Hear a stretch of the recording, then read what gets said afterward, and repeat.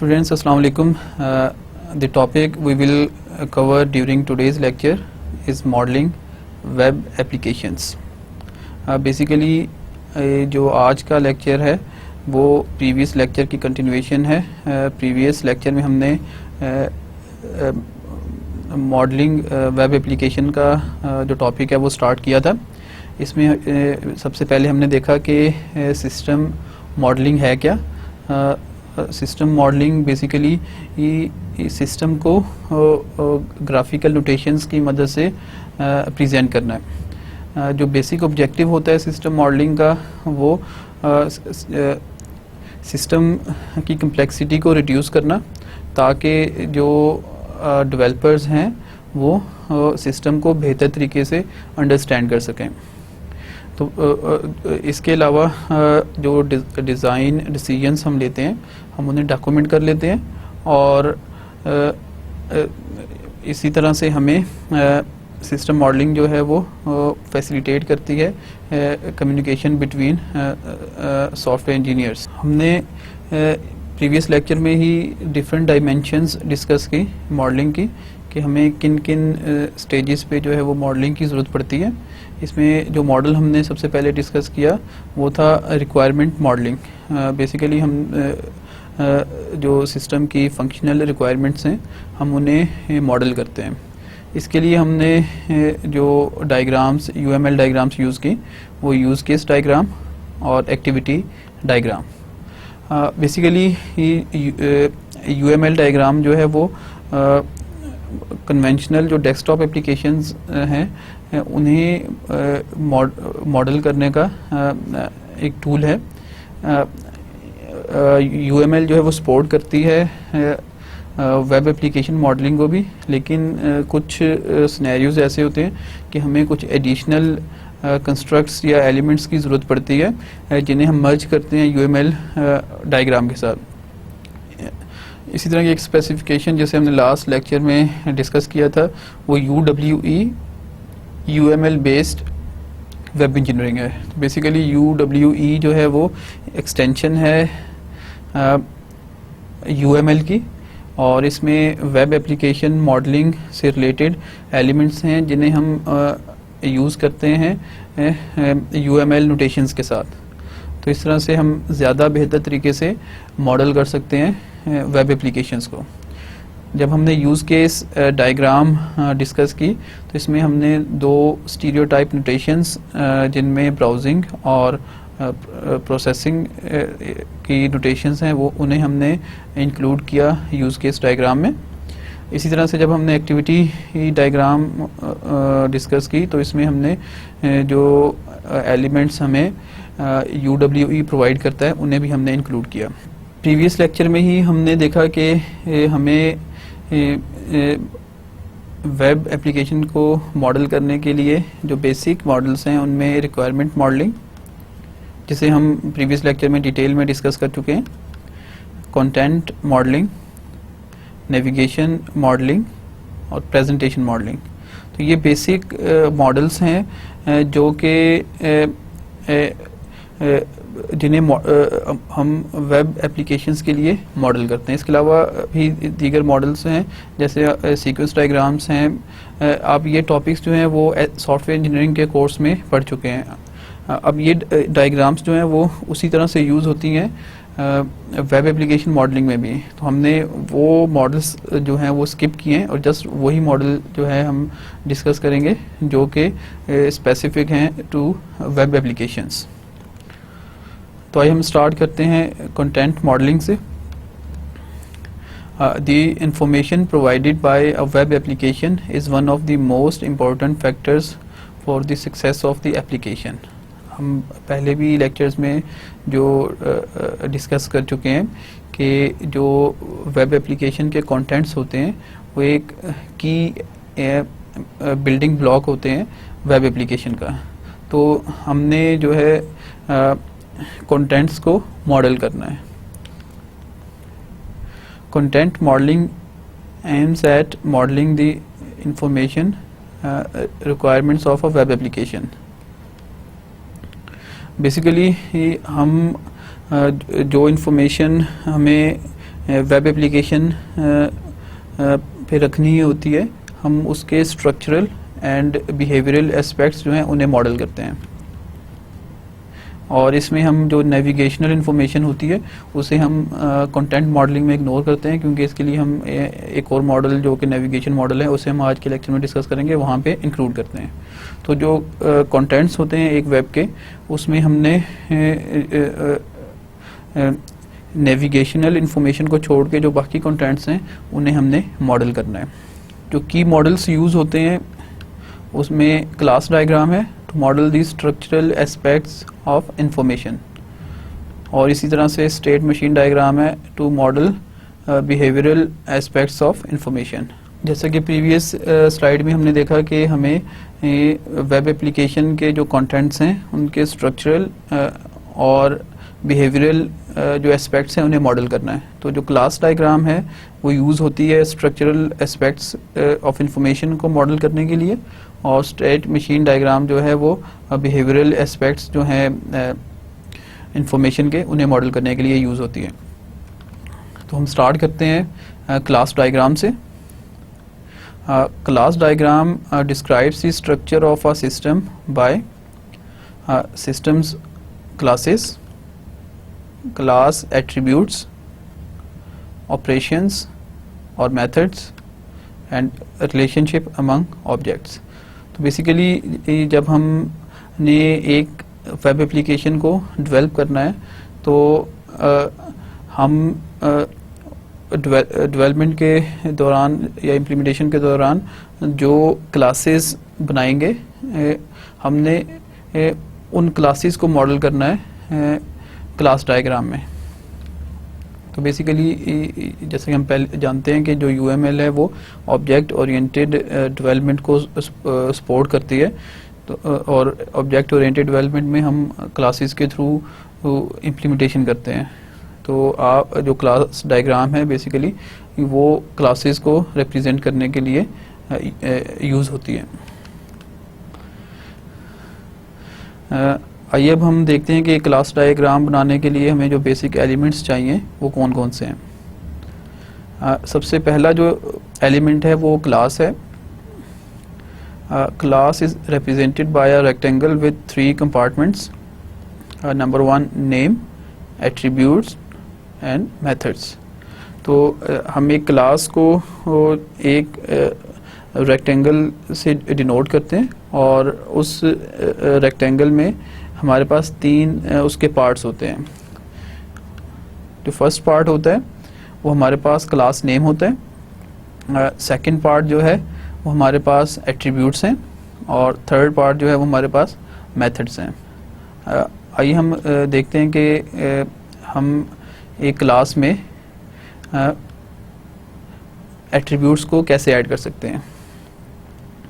Attributes, basically an attribute describes a piece of information that an object owns. Basically जब हम object oriented programming use करते हैं तो हम हर क्लास में कुछ वेरिएबल्स डिक्लेयर करते हैं जिन्हें उस क्लास के ऑब्जेक्ट्स जो हैं वो एक्सेस कर सकते हैं। तो बेसिकली जो वेरिएबल्स होते हैं वो इन्फॉर्मेशन होती है उस क्लास की ऑब्जेक्ट्स के बारे में। अगर हम एक वेरिएबल या एट्रीब्यूट क्लास डायग्राम में ऐड करना चाह रहे हैं तो हम उसे स्पेसिफाई करते हैं बाय नेम, और हम डाटा टाइप, विजिबिलिटी कि ये एट्रीब्यूट जो है वो पब्लिक है, प्राइवेट है या प्रोटेक्टेड है। अगर हम प्लस का सिंबल यूज़ करते हैं इट मीन्स ये जो एट्रीब्यूट हम यूज़ कर रहे हैं ये पब्लिक है और सिस्टम में किसी भी जगह पे एक्सेसिबल है।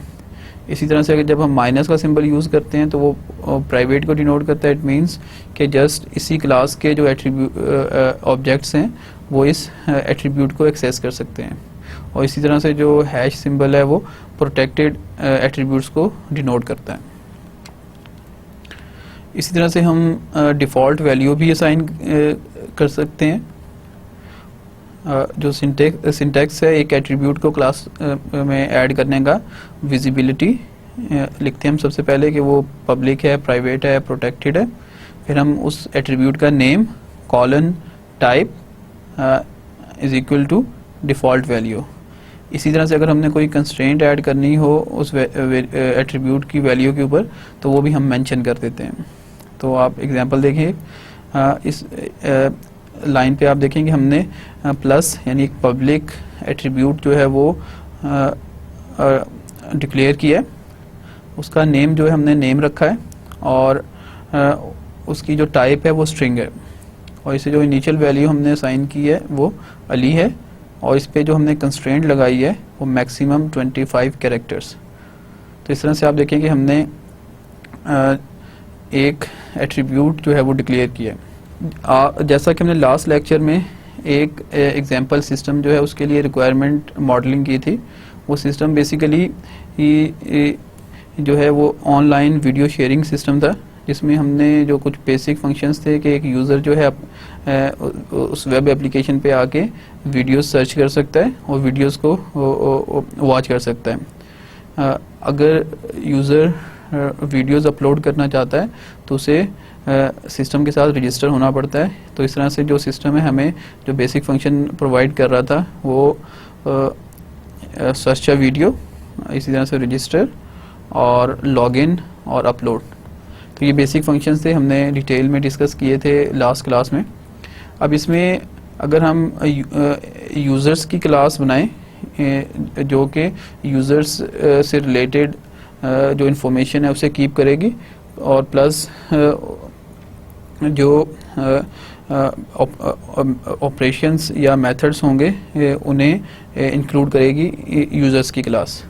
तो आप देखिए हम यहाँ पे क्लास डिक्लेयर करते हैं यूज़र्स। अगर हमें यूज़र के जो एट्रीब्यूट्स चाहिए ताकि हम उसे जब रजिस्टर करें अपने सिस्टम में तो उसकी जो इन्फॉर्मेशन हमें चाहिए उसमें आप देखें हम एक एट्रीब्यूट जो है वो नेम का ऐड करते हैं इसमें, email and password. It means कि जब हम ऑब्जेक्ट क्रिएट करेंगे यूज़र क्लास का तो उसकी जो इन्फॉर्मेशन हमारे पास अवेलेबल होगी जिसे हमने या हमने यूज़र से लेनी है तो वो उसका नेम, ईमेल एंड पासवर्ड। तो इस तरह से ये सेकंड जो पार्ट है उसका इस स्पेसिफिक एग्जांपल के लिए वो कंप्लीट होता है। हमने जो एट्रीब्यूट्स हैं वो एक क्लास का जो हमारे पास स्ट्रक्चर था उसमें हमने ऐड किए और थर्ड पार्ट स्टिल अभी हमारे पास है कि हमने इसमें मेथड्स जो हैं वो ऐड करने हैं। हमने एक क्लास स्टार्ट की, उसका नेम फर्स्ट पार्ट में लिखा, जो सेकंड हमारे पास उसका पार्ट था उसमें हमने जो एट्रीब्यूट्स हमें चाहिए इस क्लास के लिए, जब हम प्रोग्रामिंग के सेंस में बात करें तो जो वेरिएबल्स हम डिक्लेयर करते हैं क्लास के अंदर उन्हें हमने ऐड किया। जो थर्ड पार्ट होता है वो मेथड्स के एक क्लास का जो ऑब्जेक्ट है वो किन किन क्या क्या ऑपरेशंस जो है वो परफॉर्म कर सकता है।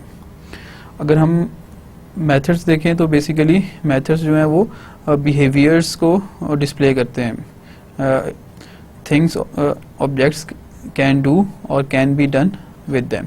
अगर हमें एक मेथड ऐड करना है क्लास के अंदर तो हम उसका नेम बाय नेम उसे स्पेसिफाई करते हैं। उस मेथड को जो जो एट्रीब्यूट्स चाहिए हम उन्हें आर्गुमेंट के तौर पे पास करते हैं। इसी तरह से विजिबिलिटी के पब्लिक है, प्रोटेक्टेड है या प्राइवेट फंक्शन है हम ये मेंशन करते हैं और इसी तरह से रिटर्न वैल्यू। ये लाइन आप देखें आपको कि ये सिंटेक्स है क्लास डायग्राम में फंक्शंस ऐड करने का। सबसे पहले हम विजिबिलिटी देखते हैं, इसके बाद नेम और आर्गुमेंट्स और आर्गुमेंट टाइप। तो आर्गुमेंट का नेम और टाइप और कॉलन रिटर्न वैल्यू। तो इस तरह से हम क्लास के अंदर जो मेथड्स हैं वो हम ऐड कर सकते हैं। आप एक एग्जांपल देखें, हम एक पब्लिक मेथड प्लस के सिंबल से मेथड का जो नेम है वो यूज़र लॉगिन, इसे जो पैरामीटर्स चाहिए वो ईमेल स्ट्रिंग टाइप है, इसकी पासवर्ड जो है वो स्ट्रिंग टाइप है और हमने रिटर्न वैल्यू भी नल रखी है। तो इस तरह से हम एक मेथड जो है इस सिंटैक्स को फॉलो करते हुए हम एक क्लास डायग्राम में ऐड कर सकते हैं। अगर हम एग्जांपल है यूज़र क्लास की, जो कि हमने लास्ट स्लाइड पे स्टार्ट की थी, और इसमें हमने एक यूज़र के जो एट्रीब्यूट्स हैं नेम, ईमेल एंड पासवर्ड, ये एट्रीब्यूट्स हमने ऐड किए थे। आइए अब हम उसी क्लास में जो मेथड्स हैं वो ऐड करते हैं। जैसा कि हमने लास्ट लेक्चर में भी देखा कि जो एक यूज़र है वो ऑनलाइन वीडियो शेयरिंग सिस्टम में रजिस्टर हो सकता है। ये उस यूज़र का बेसिक फंक्शन है। अब रजिस्टर का मेथड हमने ऐड करना है, तो हमने इसे प्राइवेट मेथड जो है वो रखा है, क्योंकि जो रजिस्टर का फंक्शन है जस्ट वो यूज़र क्लास के ऑब्जेक्ट्स ही इसे कॉल कर सकते हैं, तो इस वजह से हमने इसे प्राइवेट रखा है। नेम हमने इसका रखा रजिस्टर। अब रजिस्टर होने के लिए जो हम फॉर्म डिज़ाइन करेंगे जिसमें यूज़र अपनी इनपुट प्रोवाइड करेगा, उसमें जो हमें वैल्यूज़ चाहिए वो नेम, ईमेल, पासवर्ड। अब हर वैल्यू की जो है हमने जो पैरामीटर है वो हमने स्ट्रिंग टाइप है उसकी, तो हमने टाइप भी मेंशन कर दी, और साथ में इसकी रिटर्न वैल्यू कि अगर रजिस्टर जो है सक्सेसफुली ऐड हो जाता है तो वो ट्रू रिटर्न करेगा, अदरवाइज फॉल्स रिटर्न करेगा। आप इसे कंपेयर करें वो लास्ट लेक्चर जो हमने ये सिस्टम हमने डिस्क्राइब किया था, तो उसमें जब हमने UWE के कंस्ट्रक्ट्स के साथ हमने एक एक्टिविटी डायग्राम बनाई थी, तो उसमें जो यूज़र को फॉर्म डिस्प्ले हो रहा था उसमें रजिस्टर होने के लिए, तो उसमें उसे 3 एलिमेंट्स ऐड करने थे, नेम, ईमेल एंड पासवर्ड। तो आप देखें हम उन्हीं एट्रीब्यूट्स को यूज़ कर रहे हैं रजिस्टर के फंक्शन के लिए, और उसकी रिटर्न टाइप जो है वो हमने सेट की। इसी तरह से जो दूसरा मेजर फंक्शन है वो एक यूज़र के लिए वो लॉगिन का फंक्शन है। लॉगिन के लिए हमने जो विजिबिलिटी रखी है वो है प्राइवेट, क्योंकि सिर्फ यूज़र क्लास के ऑब्जेक्ट्स ही लॉगिन फंक्शन को कॉल कर सकते हैं। नेम हमने रखा लॉगिन, ईमेल हमें चाहिए लॉगिन करने के लिए, और पासवर्ड तो हमने ये दो जो एट्रीब्यूट्स हैं उन्हें हमने एज ए पैरामीटर पास किया, और रिटर्न टाइप हमने बूलियन सेट की कि अगर सक्सेसफुली लॉगिन हो जाता है तो ट्रू रिटर्न होगा, और अगर सक्सेसफुली लॉगिन नहीं होता यूज़र तो हमें फॉल्स रिटर्न होगा। तो आप इस तरह से देखें कि हमने एक क्लास स्टार्ट की, उसका नेम सेट किया, हमने उसके एट्रीब्यूट्स ऐड किए, और हमने जो है उसके मेथड्स ऐड किए। तो इस तरह से हमने एक क्लास जो है वो डिफाइन कर ली। अब आप देखेंगे एक सिस्टम के अंदर जो है मल्टीपल क्लासेस होती हैं, तो हमने क्लासेस को जो है आपस में एसोसिएट करना है, जिसके लिए हमारे पास एसोसिएशन का सिंबल है। तो बेसिकली जो association is a relationship between classes. अब दो क्लासेस के बीच में हमें रिलेशन जो है डिफाइन करने के लिए हमें नेम हम यूज़ करते हैं, डायरेक्शन ऑफ रिलेशनशिप। ये दो हमारे पास जो है एट्रीब्यूट्स हैं रिलेशन को डिफाइन करने के लिए। आइए हम एक एग्जांपल देखते हैं। इसमें आप देखें हमारे पास एक क्लास है पर्सन, और एक कार है, और एक क्लास है कार के नाम से। अब इन दोनों को अगर हमने एसोसिएट करना है तो हमने एक स्ट्रेट लाइन से दोनों को कनेक्ट कर दिया। अब हमने जो है इनका जो कनेक्शन हमने बनाया, तो लॉजिकली जो इनका रिलेशन बनता है वो यही है कि पर्सन ऑन्स अ कार। तो हमने इस रिलेशन को जो है ऑन्स का नाम दिया, और डायरेक्शन जो बता दी, ये पर्सन से कार की तरफ जो है वो रिलेशन जा रहा है। तो इस तरह से देखिए हमने इस स्लाइड पे ये सीखा कि हम दो क्लासेस जो हैं उन्हें किस तरह से एसोसिएट कर सकते हैं, और उनका जो रिलेशनशिप है उसकी डायरेक्शन हम कैसे सेट करते हैं। तो जो एसोसिएशन मल्टीप्लिसिटी है बेसिकली ये बताती है कि जो दोनों क्लासेस हैं हमारे पास उनके कितने ऑब्जेक्ट्स जो हैं वो पार्टिसिपेट कर रहे हैं इस रिलेशन में। आइए हम एग्जांपल देखते हैं। ये वही एग्जांपल है जो लास्ट क्लास में हम लास्ट स्लाइड पे हमने देखी थी। हम इनका जो रिलेशन था हमने ऑन्स का रिलेशनशिप डिस्प्ले किया था, यानी पर्सन ऑन्स कार। अब हमने इस पे मल्टीप्लिसिटी जो है वो ऐड करनी है। मल्टीप्लिसिटी बेसिकली अगेन हमने अभी देखा कि वो इस रिलेशनशिप में नंबर ऑफ ऑब्जेक्ट्स जो हैं दोनों क्लासेस की उसे हमने डिनोट करना होता है। तो आप देखें जो रिलेशन बनता है कि एक पर्सन जो है वो 0 और मल्टीपल कार्स जो है वो ऑन करता है। तो हमने 0 मिनिमम वैल्यू 2 डॉट्स हैं और उसके बाद जो मैक्सिमम वैल्यू। तो हमारे पास जो एक पर्सन जो कार्स ऑन करता है उसकी कोई फिक्स वैल्यू नहीं है, तो हमने 0 और स्टैटिक यूज़ किया जो है वो नंबर ऑफ कार्स को जिनकी वैल्यू फिक्स नहीं है डिनोट करने के लिए। इसी तरह से अगर हम कार्स और पर्सन की कार क्लास जो है उसकी मल्टीप्लिसिटी को ऐड करें तो हमारे पास आता है 1 and 1। इट मीन्स के एक कार का एक पर्सन ही जो है वो ऑनर हो सकता है।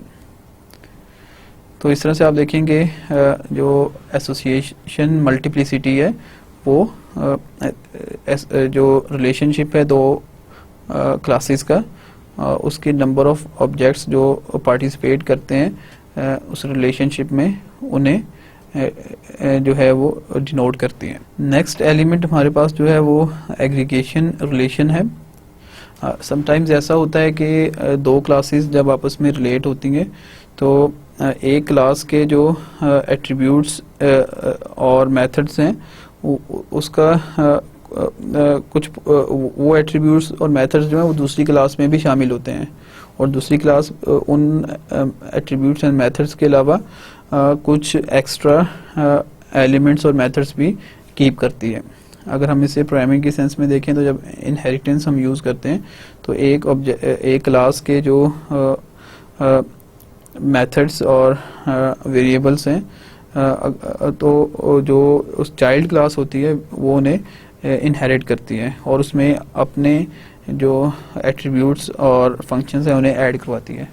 तो अगर इस तरह का जब रिलेशनशिप पाया जाता है दो क्लासेस में तो उन्हें हम एग्रीगेशन रिलेशन से डिनोट करते हैं और इसका जो सिंबल है हमारे पास वो जो एग्रीगेट क्लास होती है उसके साथ हम डायमंड सिंबल जो है वो ऐड करते हैं।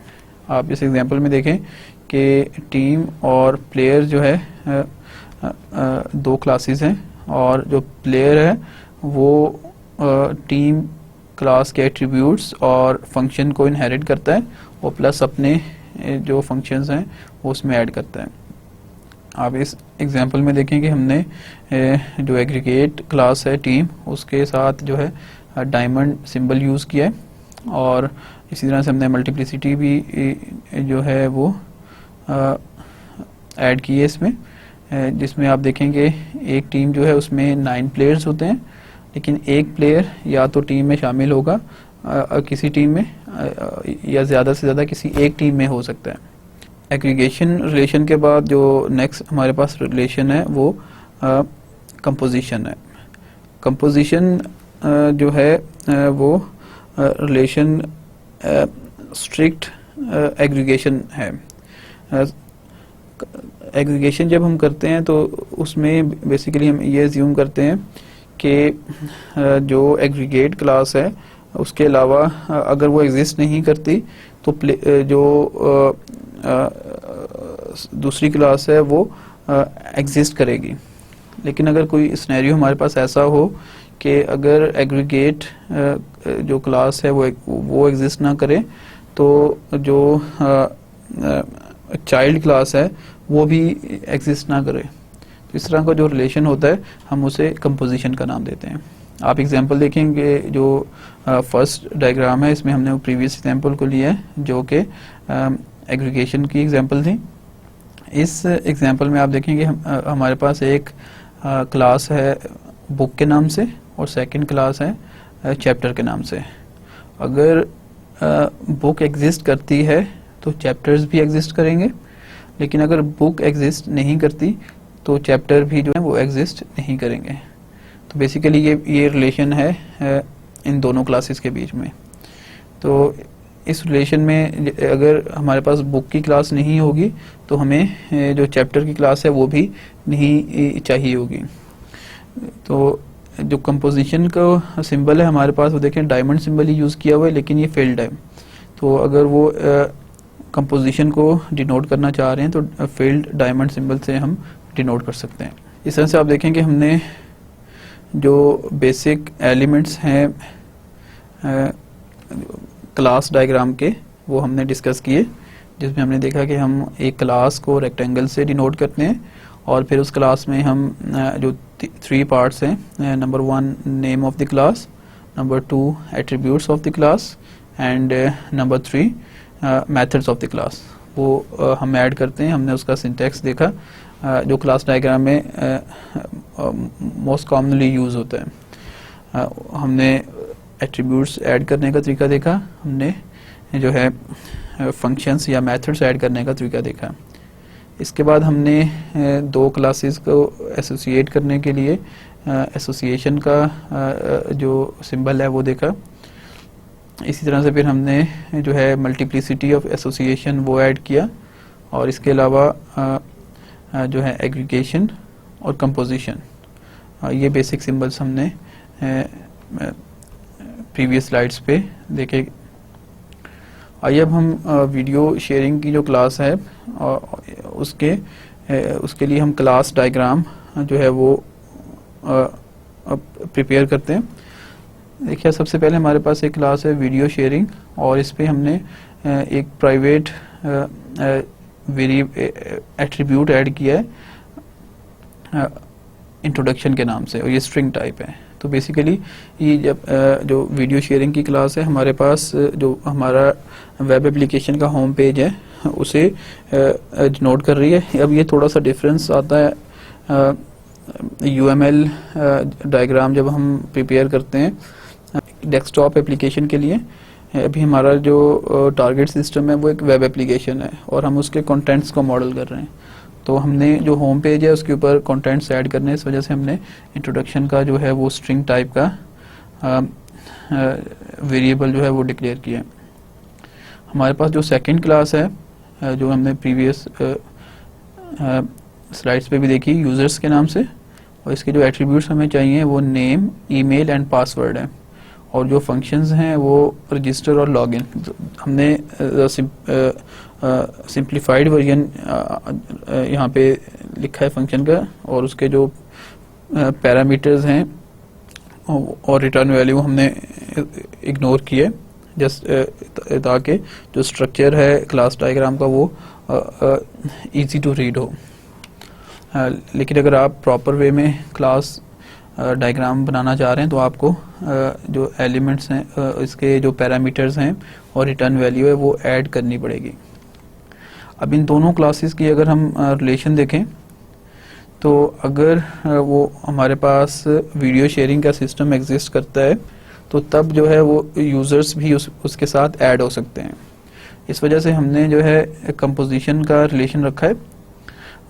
इसमें आप मल्टीप्लिसिटी देखें कि जो वीडियो शेयरिंग का एप्लीकेशन है हमारे पास उसमें इनिशियली हो सकता है कोई यूज़र भी ऐड ना हो, लेकिन जो मैक्सिमम है उसकी कोई लिमिट नहीं है।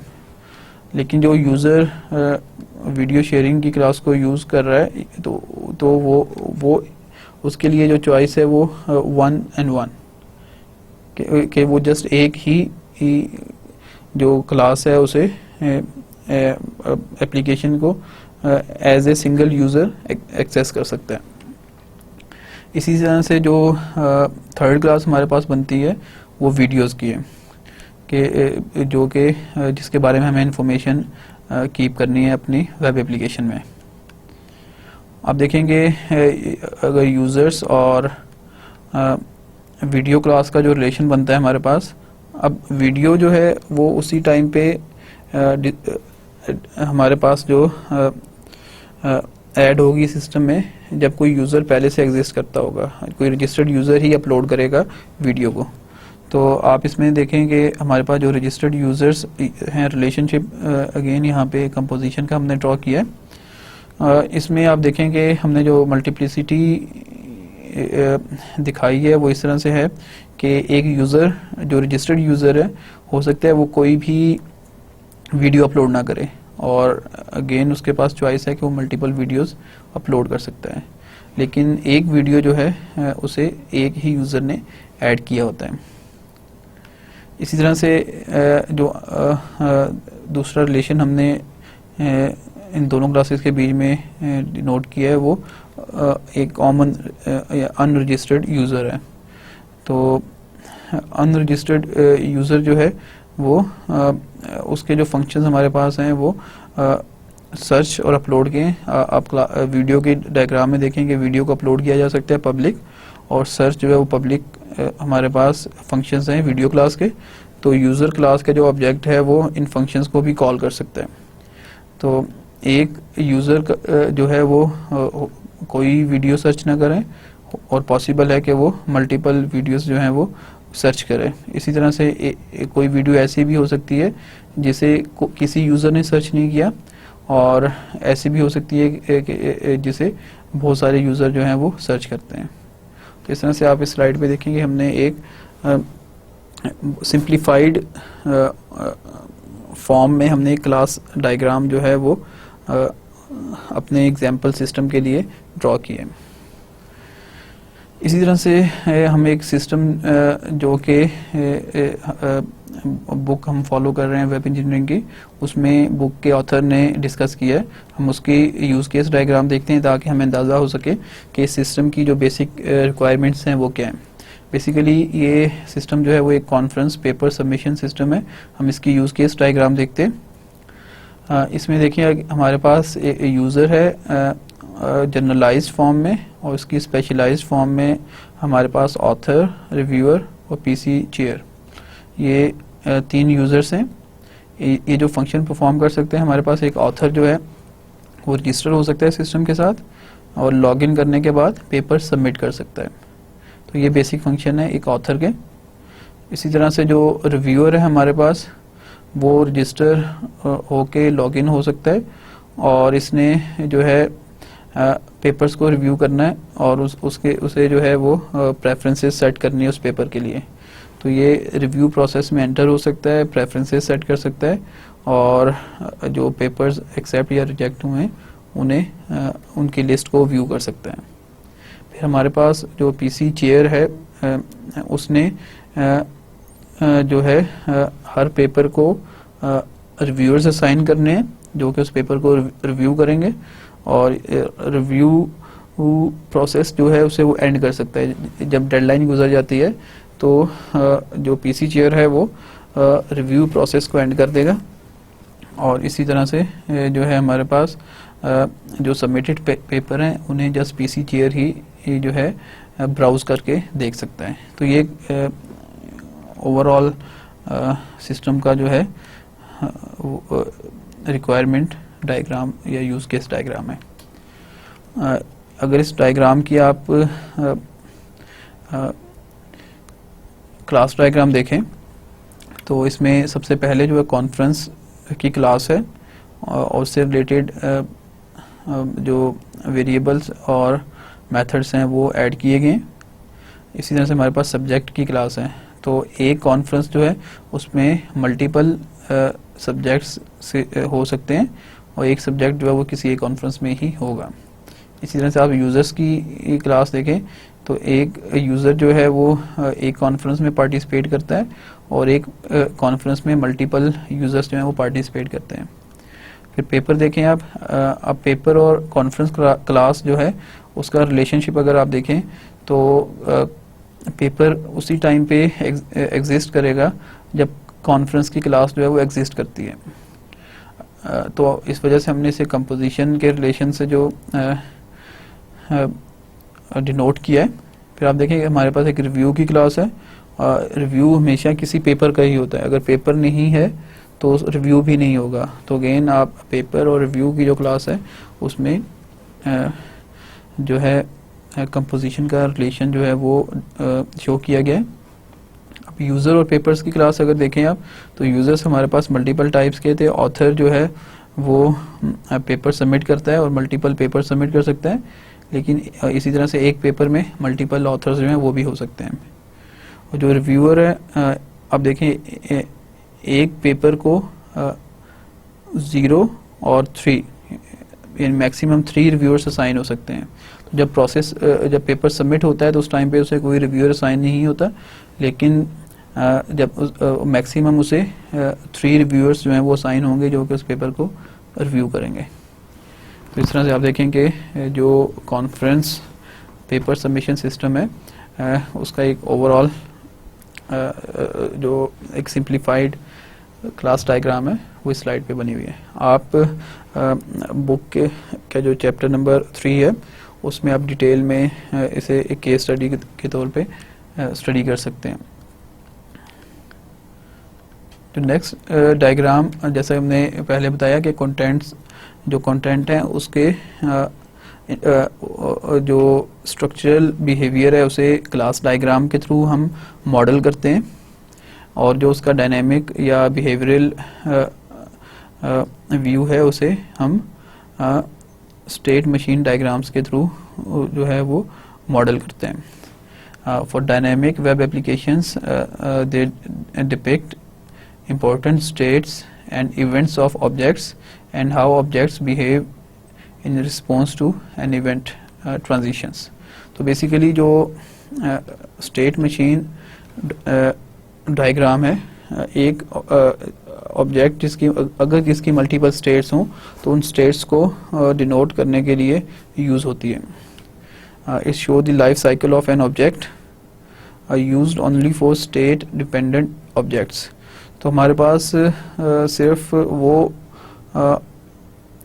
जो ऑब्जेक्ट्स हैं जिनका मल्टीपल स्टेट्स होती हैं उन्हीं को मॉडल करने के लिए हम स्टेट मशीन डायग्राम जो है वो यूज़ करते हैं। अगर आप जो एग्जांपल सिस्टम हम यूज़ कर रहे हैं उसमें वीडियोस को देखें तो वीडियो की जो एक वीडियो का ऑब्जेक्ट जो है उसकी एक स्टेट है कि वो अपलोड होती है। अपलोड होने के बाद यूज़र अगर उसे सर्च करता है तो वो एक लिस्ट की फॉर्म में यूज़र को नज़र आएगी, और उसके बाद अगर वो वॉच करता है उस वीडियो को तो वो क्लिक करेगा तो वो उसकी जो स्टेट होगी वो रनिंग स्टेट होगी। तो इस तरह से डिफरेंट जो है वो स्टेट्स हैं। अभी हमने जो कॉन्फ्रेंस पेपर सबमिशन सिस्टम की क्लास डायग्राम देखी, आप इसमें जो प्रोसेस हमने सबमिशन पेपर्स का डिस्कस किया था वो इस तरह से था कि जो ऑथर्स हैं वो पेपर सबमिट करते हैं तो ये सबमिटेड स्टेट होगी एक पेपर की। इसके बाद जो स्टेट आती है वो कि उसे जो रिव्यूअर्स हैं वो साइन होने हैं, तो ये सेकंड स्टेट आ गई। रिव्यूअर्स साइन हो जाएं तो वो ऑब्जेक्ट जो है वो अंडर रिव्यू होगा, तो ये उसकी थर्ड स्टेट है। अब रिव्यू के बाद अगर वो रिजेक्ट हो जाता है तो ये एक स्टेट आ गई, अगर एक्सेप्ट होता है तो ये एक अलग स्टेट है। तो इस तरह से अब स्टार्ट से लेके एंड तक इस ऑब्जेक्ट का जो पूरा लाइफ साइकिल होता है उसे मॉडल किया गया। इस डायग्राम में आप देख सकते हैं कि हमारे पास जो फर्स्ट स्टेट है इसमें पेपर सबमिटेड है, और जब डेट जो है वो डेडलाइन तक चली जाए तो वो सबमिटेड स्टेट में ही रहेगा, और जब डेट जो है डेडलाइन के बराबर हो जाती है तो अब जो स्टेट है वो अंडर असाइनमेंट। अब जो पीसी चेयर है उसने रिव्यूअर्स असाइन करने हैं, और जब तक किसी पेपर को लेस देन 3 रिव्यूअर्स असाइन होते हैं तो वो इसी स्टेट में रहेगा, और जैसे ही 3 number of reviewers is equal to 3 it means के 3 रिव्यूअर्स असाइन हो गए। अब उसकी स्टेट होगी अंडर रिव्यू। अंडर रिव्यू में जब तक अगर उसे कोई हमने थ्रेशोल्ड सेट किया है कि इतने रिव्यूअर्स एवेल्युएट करते हैं तो तब हम डिसीजन लेंगे। तो उसके बाद हमारे पास 2 डिसीजंस हैं। अगर पेपर एक्सेप्ट हो जाता है तो फिर एक ईमेल सेंड की जाएगी ऑथर को और उसे नोटिफाई किया जाएगा कि आपका पेपर जो है वो एक्सेप्ट हो गया, और उसके बाद इन प्रिंट वर्जन जो है वो चाहिए होगा, और उसके बाद ये ऑब्जेक्ट जो है वो उसका लाइफ साइकिल ख़त्म हो जाएगा। लेकिन अगर पेपर जो है वो रिजेक्ट हो जाता है तो एक ईमेल सेंड की जाएगी, उसके साथ ही जो लाइफ साइकिल है वो ख़त्म हो गया। तो इस तरह से आप देखेंगे जो डिफरेंट स्टेट्स हैं हमारे पास एक ऑब्जेक्ट की, उन्हें हमने जो है स्टेट मशीन डायग्राम से जो है वो मॉडल किया है। तो आप इस तरह से देखें कि हमारे पास जो कंटेंट मॉडलिंग है बेसिकली इसमें स्टेट मशीन डायग्राम और क्लास डायग्राम। क्लास डायग्राम जो है वो स्ट्रक्चरल एस्पेक्ट्स को मॉडल करती है, जबकि जो स्टेट मशीन डायग्राम है वो डायनामिक एस्पेक्ट्स को मॉडल करने के लिए यूज़ होती है। वेब एप्लीकेशन में कंटेंट के बाद एक और अहम बिल्डिंग ब्लॉक जो है वो नेविगेशनल स्ट्रक्चर है। डेस्कटॉप एप्लीकेशन में हमारे पास जो नेविगेशनल स्ट्रक्चर होता है वो लीनियर होता है और हमें कोई इतना कॉम्प्लेक्स नहीं होता कि उसे मॉडल किया जाए, जबकि जो वेब एप्लीकेशंस हैं उसमें नेविगेशनल स्ट्रक्चर नॉन लीनियर होता है और उसे मॉडल करने की ज़रूरत होती है ताकि जो डेवलपर है वो देख सके कि हमने किस पेज को किस दूसरे पेज के साथ लिंक करना है। तो जो नेविगेशनल मॉडल है basically models how web pages are linked together, defines the structure of the hypertext. Which classes of the content model can be visited by navigation? Basically जो navigation model है, जैसे मैंने पहले बताया कि डेस्कटॉप एप्लीकेशंस में हमें रिक्वायर्ड नहीं होता, तो UML जो है हमारे पास इसमें हमारे पास नेविगेशन को मॉडल करने के डायग्राम नहीं है। जो स्टेट मशीन डायग्राम है उसके साथ हम किसी हद तक मॉडल कर सकते हैं नेविगेशन को। हम अपने कोर्स में जो मॉडलिंग टूल या कंस्ट्रक्ट्स को यूज़ करेंगे वो हमें UWE UML based web engineering के कंस्ट्रक्ट्स हैं, हम उन्हें यूज़ करके जो है मॉडल करेंगे नेविगेशन जो है किसी एप्लीकेशन की उसे। तो इसमें आप देखेंगे जो हमारा बेसिक अप्रोच होती है वो ये होती है कि हमने कंटेंट मॉडल को जो है कन्वर्ट करना है नेविगेशन मॉडल में। तो हमारे पास जो कंटेंट मॉडल की क्लास होती है हम उसमें ये देखते हैं कि हम इस एक क्लास से दूसरी क्लासेस तक कैसे जो है लिंक कर सकते हैं। तो अगर आपको नेविगेशन मॉडल के जो कंस्ट्रक्ट्स हैं इसके बारे में पढ़ना हो तो इसके में ये वेब एड्रेस है, आप इस वेब पे जाके जो डिटेल है इन कंस्ट्रक्ट्स की वो देख सकते हैं। नेविगेशन मॉडल में बेसिकली जब हम UWE को यूज़ करते हैं तो हमने कुछ स्टीरियोटाइप्स जो हैं वो ऐड करनी होती हैं क्लासेस में, और कुछ नई क्लासेस जो हैं वो जिनके साथ क्लास लिंक होती है वो क्लासेस ऐड करनी होती हैं। हम क्लासेस को पहले नेविगेशन क्लास और प्रोसेस क्लासेस में जो डिस्ट्रीब्यूट करते हैं। नेविगेशन क्लास वो होती है जहाँ पे लिंक्स होते हैं, और इसे हम जो है वो नेविगेशन क्लास के स्टीरियोटाइप से जो है डिनोट करते हैं। इसी तरह से आप देखेंगे हमारे पास जो एक रेक्टेंगल है ये आइकन है नेविगेशन क्लास का। तो UWE की जो स्पेसिफिकेशन है उसके मुताबिक हम स्टीरियोटाइप यूज़ करते हैं, साथ उस स्टीरियोटाइप का जो आइकन है वो भी यूज़ करते हैं। अगर हमने कोई मेन्यू डिस्प्ले करना हो तो उसके लिए हमारे पास मेन्यू का स्टीरियोटाइप है, यानी हमने जब मोर देन वन लिंक्स जो हैं उन्हें दिखाना है।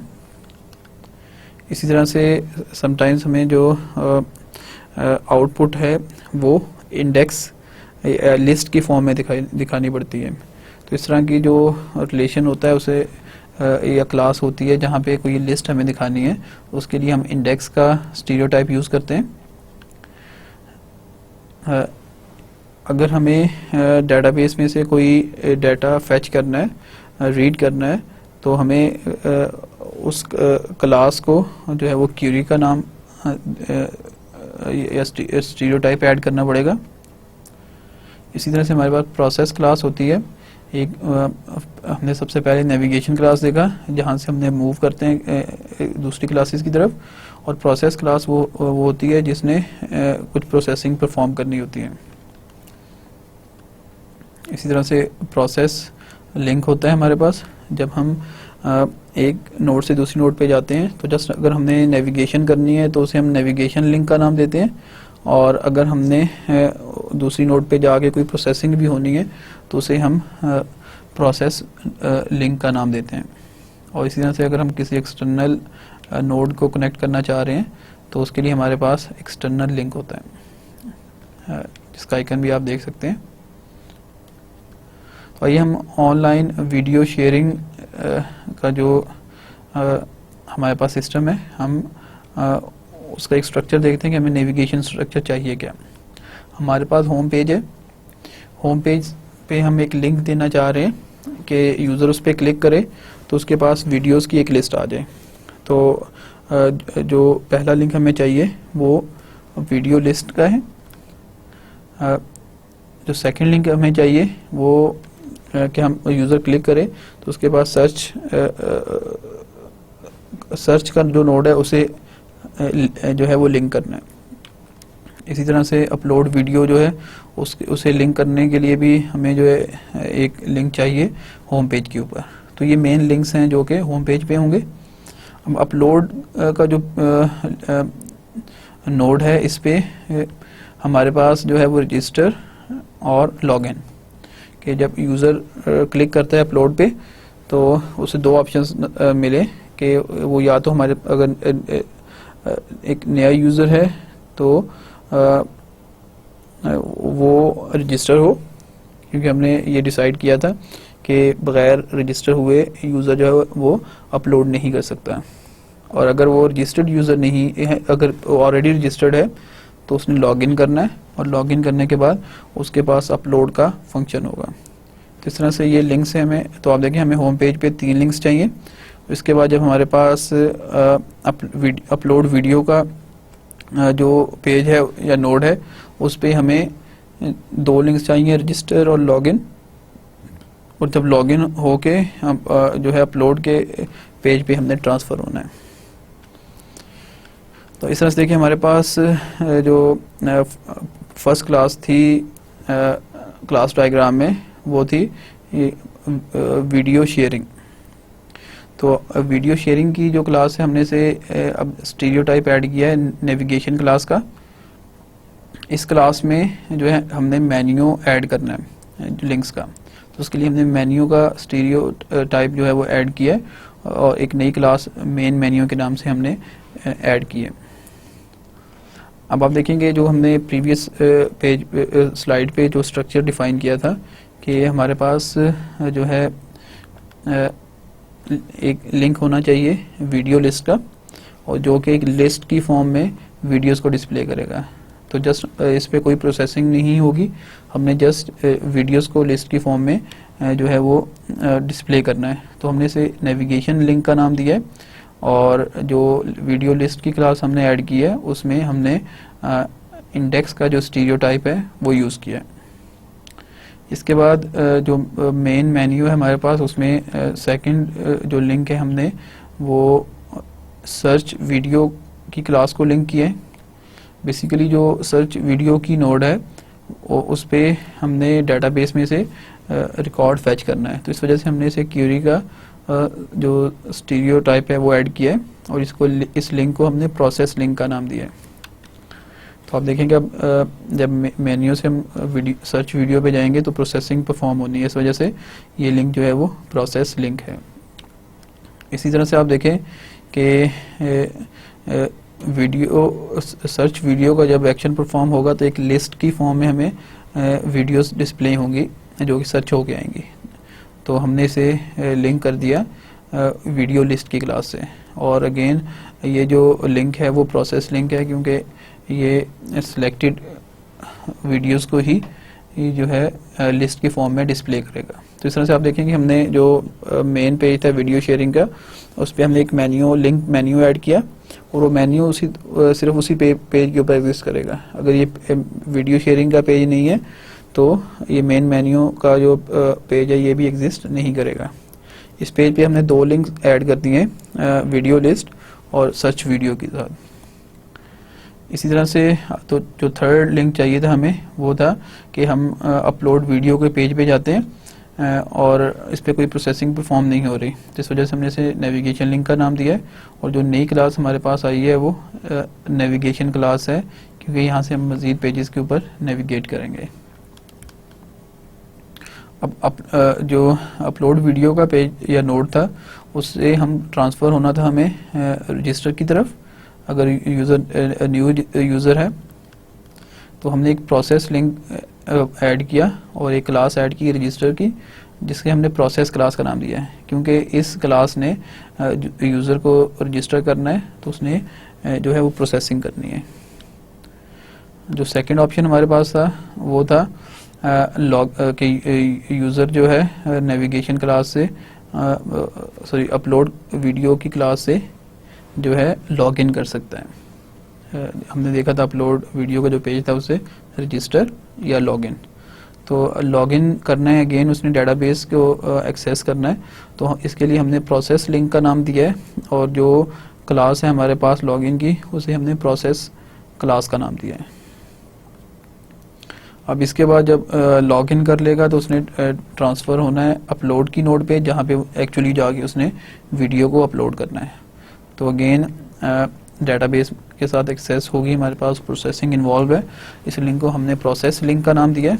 और जो क्लास हमने अपलोड की बनाई है उसे प्रोसेस क्लास के, ये क्लास जो है वो वीडियो को अपलोड करेगी। और इसके बाद हमने जो है वहाँ से मूव कर गए वीडियो लिस्ट की तरफ, और ये एक नेविगेशन लिंक है जो कि अपलोड करने के बाद यूज़र जो है मूव कर जाएगा वीडियो लिस्ट की तरफ। तो इस तरह से आप देखेंगे हमने कंस्ट्रक्ट्स को यूज़ किया, और जो कि नेविगेशन मॉडल के UWE हमें प्रोवाइड करता है, और उनकी मदद से हमने एक जो क्लास डायग्राम है अपने एग्जांपल सिस्टम की, और नेविगेशन क्लास जो है नेविगेशन मॉडल जो है वो प्रिपेयर किया है। और इसका जैसा कि हमने स्लाइड पे भी देखा कि हम स्टार्ट करते हैं क्लास डायग्राम्स से, और उसकी बेस पे हम नोड्स को कनेक्ट जो है लिंक करते हैं आपस में। नेविगेशन मॉडलिंग के बाद हमारा जो नेक्स्ट मॉडल है वो प्रेजेंटेशन मॉडलिंग है। इसका जो पर्पस होता है to model the look and feel of the web application at the page level, कि हमारे पास जो वेब एप्लीकेशन है उसके जो पेजेस हैं उस पे हमने वो देखने में उनकी लुक क्या होगी और उसके ऊपर कौन कौन से एलिमेंट्स हैं। इस चीज़ को मॉडल करने के लिए हम प्रेजेंटेशन मॉडलिंग जो है वो यूज़ करते हैं।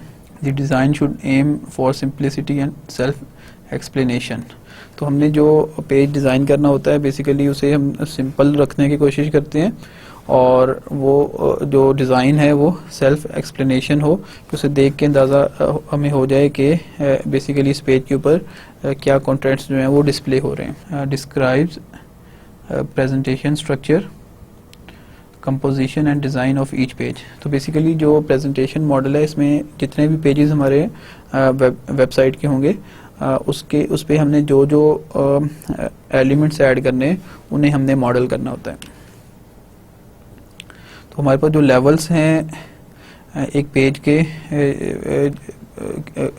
को मॉडल करने के, उसमें प्रेजेंटेशन पेज है जो कि पूरे पेज को जो है वो डिनोट करता है।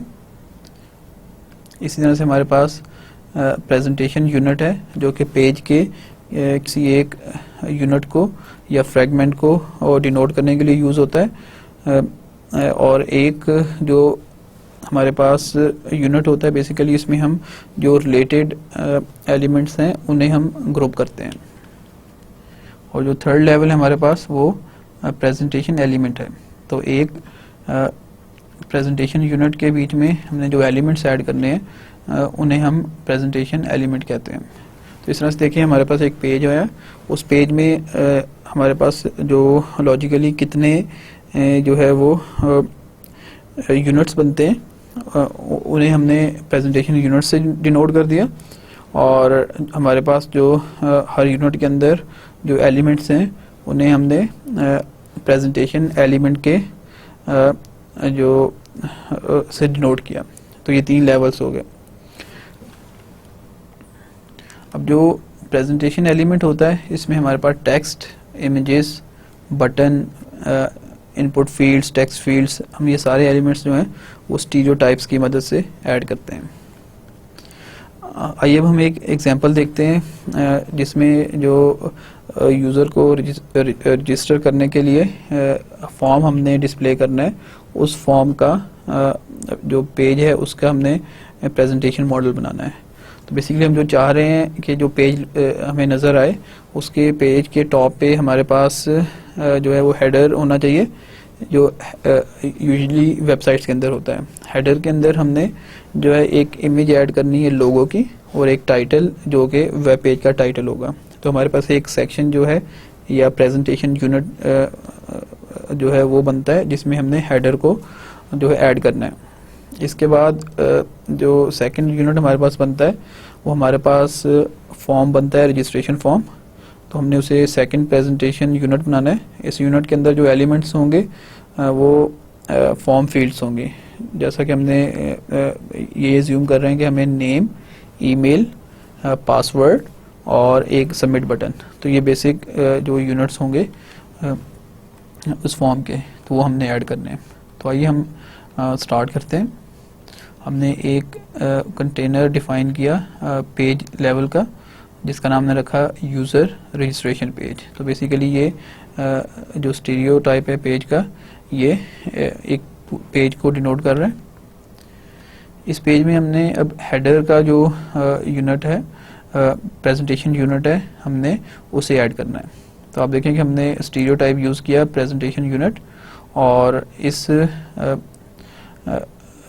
प्रेजेंटेशन यूनिट का नाम हमने जो है वो लोगो रखा है कि यहाँ पे जो है लोगो और टाइटल डिस्प्ले होना है। तो इसके लिए हम हेडर का वर्ड भी यूज़ कर सकते हैं। आप देखें कि इसमें जो एलिमेंट्स हमने डिस्प्ले किए हैं वो अब एक लोगो है जिसकी टाइप इमेज रखी है हमने, और टाइटल है जिसकी टाइप हमने टेक्स्ट रखी है। तो इस तरह से आप देखेंगे एक प्रेजेंटेशन यूनिट जो है वो डिफाइन हो गया लोगो के नाम से, और उसके उसमें जो है हमारे पास लेफ़्ट साइड पे लोगो का इमेज होगा, और राइट साइड पे हमारे पास जो है वो टाइटल होगा वेबसाइट का। अब जो बाकी का पेज है इसमें हमने एक प्रेजेंटेशन यूनिट और ऐड करना है रजिस्ट्रेशन फॉर्म के नाम से। इसके जो एलिमेंट्स हैं हमारे पास वो नेम, ईमेल, पासवर्ड और इनपुट बटन, जिसके जो सबमिट बटन है हमारे पास। तो आप देखें कि हमने इस जो प्रेजेंटेशन यूनिट है इसमें हमने 4 एलिमेंट्स जो हैं वो ऐड किए हैं, जिनमें से नेम, ईमेल, पासवर्ड और सबमिट। तो इस तरह से आप अगर पूरे पेज का लेआउट देखें तो आप इस डायग्राम को देख के ईजिली आइडेंटिफाई कर सकते हैं कि इस पेज में हमारे पास एक हेडर का सेक्शन है या प्रेजेंटेशन यूनिट है जिसके अंदर हमने लोगो और टाइटल जो है वो ऐड किए हुए हैं, और इसी तरह से जो सेकंड यूनिट है हमारे पास वो फॉर्म का है जिसमें हमने इनपुट फील्ड्स और एक सबमिट बटन जो है वो ऐड किया हुआ है। तो इस तरह से जब डेवलपर जो है वो इस डायग्राम को देखेगा तो वो इजीली जो है वो समझ सकता है कि मुझे जब ये पेज डिज़ाइन करना है तो कौन कौन से एलिमेंट्स को किस लोकेशन के ऊपर और किस सेक्शन के अंदर हमने ऐड करना है। लेक्चर के आखिर में हम आज के लेक्चर को समराइज़ करते हैं। आज के लेक्चर में सबसे पहले हमने जो टॉपिक डिस्कस किया वो था content modelling. Content modelling basically एक वेब एप्लीकेशन के जो कंटेंट्स होते हैं उन्हें मॉडल करने के लिए यूज़ होता है। इसमें हमारे पास दो तरह के जो कंटेंट या इंफॉर्मेशन है उसके दो एस्पेक्ट्स हैं, स्ट्रक्चरल एस्पेक्ट्स और बिहेवियरल एस्पेक्ट्स। हमने इन दोनों एस्पेक्ट्स को मॉडल करना होता है। स्ट्रक्चरल एस्पेक्ट को मॉडल करने के लिए हम UML क्लास डायग्राम को यूज़ करते हैं और उसमें जो वेब रिलेटेड फीचर्स हैं वो हम ऐड कर लेते हैं। और जो हमारे पास बिहेवियरल एस्पेक्ट है उसे मॉडल करने के लिए हम स्टेट मशीन डायग्राम को यूज़ करते हैं। हमने नेविगेशन मॉडलिंग पढ़ा।